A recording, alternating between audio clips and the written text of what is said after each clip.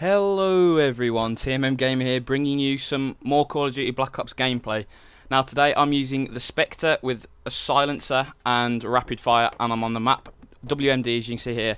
Now this is a slightly different gameplay from me. You know, a lot of my gameplays in the past have been me sitting in the middle of the map, managing the traffic flow, watching B, getting a lot of kills, but this is slightly different. I've got Tomahawks equipped, I've got an SMG, and it's me being a little bit more aggressive and trying to go around the map a little bit better. But this is not the main part of my commentary. The main bit of my commentary is all going to be about 402's recent Q&A session that he had. Now, I think this is quite a big deal, so I'm going to give this as much time as it needs. It's probably going to take more than one video, but if that happens, it's not a bad thing at all, because it's quite an in-depth questionnaire. And what I've done is I've picked some of the questions that I think are the most important, and I'm going to run you through his answers, discuss what I think about them, and then I'll leave it open to what your opinions are in the comments. Right, let's get started. The first and possibly the most important question that I've managed to find in his Q&A session is, will Modern Warfare 3 have long-term support after the release like Black Ops does? Now, this is a major problem for me. Modern Warfare 2 had virtually no support in comparison to Black Ops. There are glitches that are still prevalent in the game almost a year and a half after its release, and if you have a look at the way Treyarch's dealt with Black Ops, they are patching glitches that I literally haven't heard of. So I read through their patch list and I go, oh, I've never seen that, never seen that, never seen that. They've patched 4 or 5 glitches that I've never seen before, and that's a really good effort. And 402 replies, yes, this has been an extremely major focus for us after Modern Warfare 2, and we've spent the last 2 years building our infrastructure in a way that will allow us to extend our post-launch support, increasing not only frequency if needed, but speed of them as well, and how we can expand the ability to hotfix and playlist update to address concerns when possible while a full patch goes through the certification process.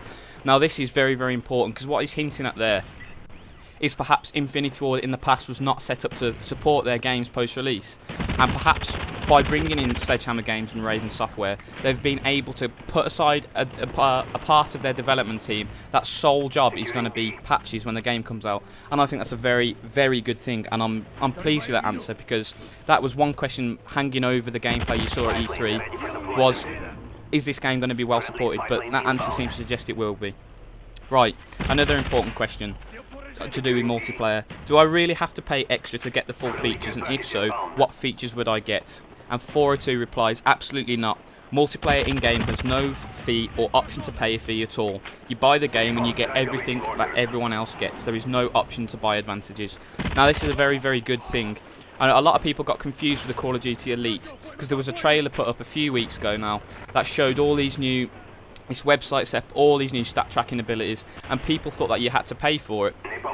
But everything in that trailer is a free benefit, as it were, of the Elite service. You don't have to pay for it. In fact, they haven't even released the parts you have to pay for. So if you go back and look at that Elite trailer, everything you see is free. And what 402 says there is nothing. You cannot pay for anything that will give you advantage in-game, and that's a very, very good thing. Right, another interesting question is, why should I buy Modern Warfare 3 instead of Battlefield 3?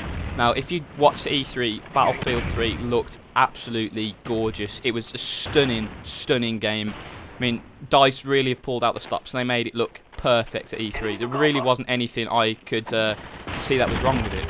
So 402 answers quite interesting here, because he goes, you should be buying both of them because they will both be stellar games. I refuse to say one ill word of Battlefield 3 or DICE, because I think they're both fantastic, and I am good friends with several of the guys on the team. Now that's a very, very unusual answer to give, because it's a developer saying you should go and buy one of his competitors' games, but it just shows, I think, how good Battlefield 3 is and how good he hopes Modern Warfare 3 will be. Because if he was a little bit nervous about Battlefield 3, he would say, no, don't buy it, Modern Warfare is going to be better. But the fact he has confidence in his game to say, yeah, you can go buy Battlefield 3 because I know that my game will be just as good, that's a very, very refreshing thing, because it shows he has confidence in what his team is doing, and that's a very, very reassuring thing. And I think it was a very, very good answer. It would have been easy for Robert Bowling there just to go no and totally dump on DICE, but he took the high route there, the moral high ground, as it were, and I think that's a very, very good answer of his. Right, another interesting question about multiplayer style gameplay is, despite Call of Duty being a team-based game, the gameplay encourages and rewards lone wolves who ignore the objectives for kills. What is being done about that? Why for so long has a team-based game been so focused around being a selfish douchebag And I think everyone will have... look at that knife fail. That was atrocious there. Connection really balls me over. But back to the question. It's true. The vast majority of people you see out there, especially in a game mode like Domination, will be a lone wolf. Now, I don't mind people sitting in the centre of the map by the B objective, defending the lines of traffic, defending B. That's a very, very useful role, and someone has to fill that in the team. What I think everyone hates is the ghost silenced assault rifle campers who sit in the corner of a map far, far away from the action and go 9-0 and think they've had a good game while their team has been royally stomped in Domination. And the answer 402 is given here is actually quite encouraging, because it looks like he's trying to stamp out that sort of gameplay from the game. He goes, I completely agree, and we have changed a lot of how XP, match bonus, challenges, rewards and other incentives are distributed in objective gameplay, much in how we are encouraging gun-on-gun gameplay in TDM modes. In objective modes, we are making it so, being an objective-focused player in objective game types. Now, another interesting point of his answer there is he says other incentives. He lists all of what we're used to, you know, the XP, match bonus, challenges, rewards, and then he goes on to say other incentives. So that could be just possibly a little bit of poetic license, but if that is true, there are other incentives for being an objective-based player. I think that's very, very encouraging. Right, on to the next question. Will there be quickscoping in Modern Warfare 3? Now, this is a sore topic for I think thousands of people who got into the game, because ever since Call of Duty 2 it was possible to quickscope if you knew what you were doing. It wasn't the easiest skill, but once you put the practice in, you could really make it effective. And Black Ops really hasn't done it. They completely nerfed the snipers. I mean, snipers were practically unusable for the first month or so. The most recent patch they've brought out has made them a little better. I have got some decent gameplays with the PSG, but it's still nowhere close to Modern Warfare 2, where the Barrett 50 cal and the Intervention were two of my favourite guns in the game. And his answer is reassuring.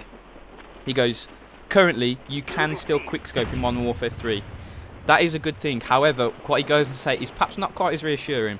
Keep in mind though, multiplayer is always changing at this stage. New perks, new balancing, new everything, all the time based on feedback.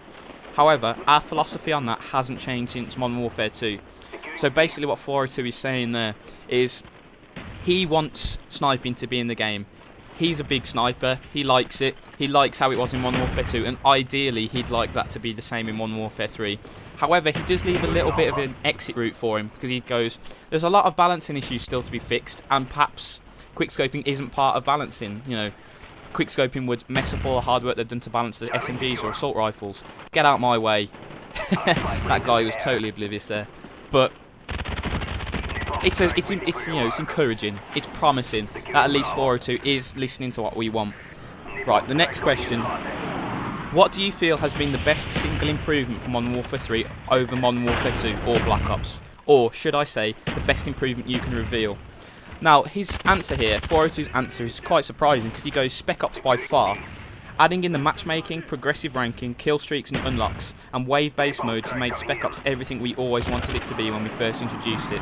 Also, returning to gun-on-gun focused multiplayer is a big thing for me. Now, I was a little bit surprised when I read that, because Spec Ops was one of the things that I really enjoyed in Modern Warfare 2. It was totally blemish-free in my opinion. It was an interesting challenge, but it didn't detract from multiplayer, whereas the main focus. It was just a good secondary thing. If you're a little bit tired of multiplayer, you and a mate could just have like an hour chilling out on Spec Ops, do a few of the fun missions, and then go back into multiplayer. And I thought it was perfect how it was, to be honest. Just a little bit of an aside, an important part of the game, but taking second fiddle to multiplayer. But what he says here is that Spec Ops, pardon me, just had a little bit of a snuffle. Spec Ops is going to be a little bit more like multiplayer, so it'll have its own ranking system, own unlock system, and it reminds me a little bit of a game I played on PS2. I think it was Spartan Total Warrior, where it had an arena mode, and what you would do is the further you progress through the campaign, you'd unlock special characters, special weapons that you would unlock in an arena mode, like archers or spearmen or whatever, and then you could select to have them and have them in the horde-based mode, and eventually these would be killed off and it'd just be you left on your own against the endlessly spawning enemies. But that's what sprung to mind when I thought of that. And if that is true, then that's quite a good thing, because I like Spec Ops and I really want it to be a big part in Modern Warfare 3, and it clearly looks like 402 is committed to Spec Ops here. So that's a very reassuring thing. Right. Another big question here, and I think I'm going to finish on this one because I'm running out of time a little bit. It goes, I hate, loathe, despise, revile nukes and the gameplay they inspire right down to the bottom of my black little soul. So obviously this guy asking the question is a bit of a scumbag, but will there be nukes in Modern Warfare 3? And if so, what do you think they add really? Why should a button that ends the game for everyone, even your own team, just so you can sit in the lobby for a while admiring the size of your digital wang, add to the general gameplay experience? And 402's answer is quite definitive here. No, the nuke has been removed from the game. We are focusing on kill streaks, in inverted commas, that support and encourage you to be a better player, not supplement you being a better player. Now, that's a quite wordy answer, but what I think he means there is there'll be no kill streaks that just inspire you to be a douchebag. There'll be ones that will help you to be better, so perhaps there'll be more UAV based kill streaks like the Blackbird, like Spy Plane, like Counter Spy, that reward you for being a good player and then encourage you to do better. Because if you've got a UAV up or a counter UAV up, the enemy team is severely hampered, so you can then get better and perhaps get the better kill streaks. And if that is true, then I think that's a very, very good thing. In fact, I think I have enough time for one more question, because this is a very, very important question. And it goes, what perks are you dropping from the previous games? One Man Army Commando Second Chance? Question mark. And 402 answers all of the above. None of these perks are in Modern Warfare 3, and I think that is absolutely fantastic. Second Chance is the bane of Call of Duty, and One Man Army was the bane of Modern Warfare 2. And if they are completely removed from the game, that is fantastic.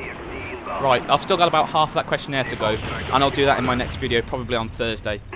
But thanks for watching. The gameplay score was 50 and 10, a little bit different, me rushing around with the Spectre and Tomahawks. I hope you enjoyed it.